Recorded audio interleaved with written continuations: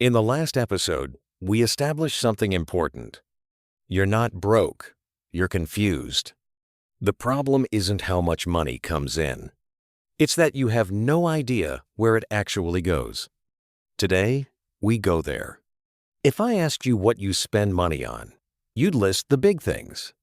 Rent, bills, groceries, maybe a trip you took. But that's just the surface.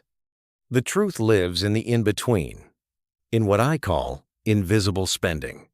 This isn't big purchases. This isn't vacations. This isn't a new phone. This is all the small deviations from your baseline plan that happen because they're not tracked, not planned, and they happen before you even think about them. Let's visualize your cash flow as a river. The main tributaries are your salary, maybe a bonus. The large outflows are rent, bills, groceries. But what drains the river are the hundreds of tiny diversions that aren't even on the map. And the problem isn't the tiny diversions themselves. The problem is you don't know how many there are or where they lead. One thing I notice in everyone who works with money but still feels stress is this. Money comes and goes based on feeling, not structure.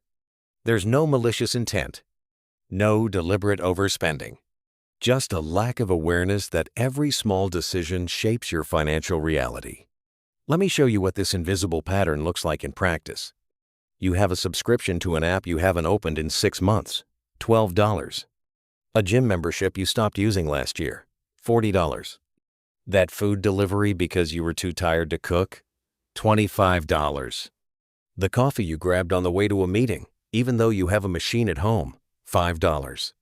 Each amount, by itself, is meaningless. But because they repeat, because they're automated, because they're no longer a conscious choice, they become part of your fixed cost without you ever realizing it. And that's the point. This isn't a moral issue. It's not about being bad with money. It's about your financial system lacking checkpoints. Your car has a low fuel light. Your phone has a low battery warning. Your money has nothing. Just the feeling when it's too late. Invisible spending isn't invisible because it's secret. It's invisible because it was never illuminated. And the moment you illuminate it, something interesting happens. You stop feeling like a victim of your circumstances. You start seeing where you actually have power. Most people think control over money means saying no to big things. But real control starts with the small things you say yes to without even thinking. Today, we're not cutting anything.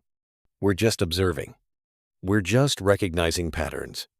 Because before you can change anything, you need to know what's happening. And if you've ever looked at your bank balance and thought, where did all the money go? Then you know exactly what I'm talking about. This isn't the feeling of being broke. This is the feeling of being blind. And by the end of this episode, you at least know where to start looking.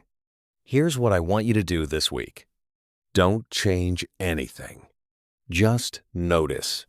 Every time you spend, mentally note it. Not to judge, just to see. At the end of the week, look back. You'll likely find patterns you didn't know existed.